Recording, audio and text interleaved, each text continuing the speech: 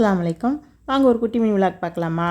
Mutton குழம்பு. இது வந்து அல்டிமேட்டான சுவையில் ஒரு மட்டன் குழம்பு எப்படி செஞ்சு பார்க்கலாம் வாங்க. வீடியோக்குள்ளே இந்த மட்டன் எடுத்து வச்சுருக்கேன். எலும்பு கறிமா, இது குரான் கறி எடுத்து வச்சுருக்கேன். ரொம்ப சூப்பராக இருக்குது. இப்போ அடுப்பில் ஒரு குக்கரை வச்சு நான் கடலெண்ணெய் சேர்த்துக்கிட்டேன்.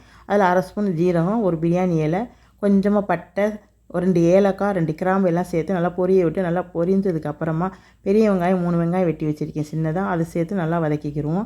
நீங்கள் சின்ன வெங்காயம் கூட சேர்த்துக்கலாம், ஒரு 1/4 கிலோ நல்லாயிருக்கும். நான் பெரிய வெங்காயம் சேர்த்துருக்கேன். வதக்கினதுக்கப்புறமா ஒரு 5 பச்சை மிளகா சேர்த்து நல்லா வதக்கிக்கிடுவோம். அதுக்கப்புறம் தக்காளி, நல்லா பெரிய தக்காளியாக 2 தக்காளி சேர்த்து வதக்கிக்கிடுவோம். நல்லா வதங்கணும். வதங்கினதுக்கப்புறமா 2 ஸ்பூன் இஞ்சி பூண்டு பேஸ்ட்டு இதையும் சேர்த்து நல்லா வதக்கிக்கிடுவோம். இதுவும் சேர்த்து நல்லா வதங்கணும். குலைவாக வதங்கணும் தக்காளி, அப்போ தான் நல்லாயிருக்கும். நல்லா வதங்கி வரணும். நல்லா வதங்கி வந்ததுக்கப்புறமா பெரிய ஸ்பூனால் 1 ஸ்பூன் வரமிளகாத்தூள் சேர்த்துக்குவோம்.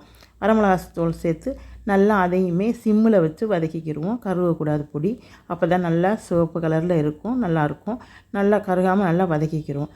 நல்லா வதங்கினதுக்கப்புறமா தண்ணி இல்லாமல் வாஷ் பண்ணிவிட்டு நல்லா வாஷ் பண்ணிவிட்டு தண்ணி இல்லாமல் வடிச்சிட்டு வச்சுருக்கேன். அதை சேர்த்து நல்லா வதக்கிக்கிடுவோம். நல்லா மட்டனை இதோடு சேர்த்து நல்லா எண்ணெயிலே நல்லா வதக்கணும். அதுக்கப்புறம் அது தேவையான அளவு நம்ம கல் உப்பு சேர்த்துக்குவோம். தூள் உப்பு வேண்டாம், கல் உப்பே சேர்த்துக்கலாம். கல் உப்பு சேர்த்துக்குவோம். கல் உப்பு சேர்த்து இதோட நல்லா வதக்கிக்கிடுவோம். அந்த மட்டன் எண்ணெயிலே நல்லா வதங்கி வரணும். வதங்கி வரவட்டி நம்ம கறி மசாலா தூள் ஒரு 1/2 ஸ்பூன் கறி மசாலா தூள் சேர்த்துக்குவோம். அப்புறம் மட்டன் மசாலா, நீங்கள் இன்ஸ்டன்ட் மசாலா கூட கடையில் வாங்கின இன்ஸ்டன்ட் மசாலா கூட சேர்த்துக்கலாம். இது வந்து மட்டன் மசாலா 2 ஸ்பூன் இதையும் சேர்த்து நல்லா வதக்கி விட்டுக்குவோம். சிம்மில் வச்சே வதக்கணும், அப்போ தான் நல்லாயிருக்கும். குழம்பு சூப்பராக இருக்கும். சிம்மில் வச்சே வதக்கிக்கிறோம், பொடி கருகக்கூடாது. நல்லா வதக்கினதுக்கப்புறமா இது தேவையான அளவு நம்ம தண்ணி சேர்த்துக்குவோம். தேவையான அளவு தண்ணி சேர்த்து நல்லா மிக்ஸ் கொடுத்துக்கணும். நல்லா கலக்கி விட்டு அதுக்கப்புறமா குக்கர் மூடி போட்டு மூடிக்கும். உங்கள் விசில் எவ்வளோ விசில் வந்தால் கறி வேகுமோ அதுக்கு தக்கன வச்சுக்கோங்க. நான் ஒரு 5 விசில் வச்சு பார்ப்போம். 5 விசில் வச்சுருக்கேன். அது விசிலெலாம் போகட்டும், ஆவியெல்லாம். இப்போ இங்கே இந்த பக்கம் தேங்காய், ஒரு 1/2 மூடி தேங்காய் எடுத்து துருவி வச்சுருக்கேன். அந்த 1/2 மூடி தேங்காயும் மிக்சியில் சேர்த்துக்குவோம். மிக்சியில் சேர்த்துட்டு ஒரு 5-6 முந்திரி பருப்பு அதையுமே நம்ம சேர்த்துக்குருவோம். சேர்த்து ரெண்டையுமே அரைச்சிட்டு வந்து பார்க்கலாம்.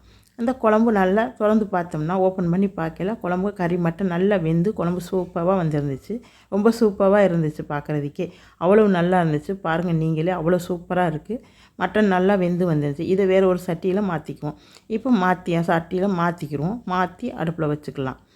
இப்போ மாற்றியாச்சு பாருங்கள். இப்போ அடுப்பில் வச்சு அது கொதி வரட்டும். இப்போ இதில் நம்ம தேங்காய் அரைச்ச பேஸ்ட்டை சேர்த்துக்குவோம்.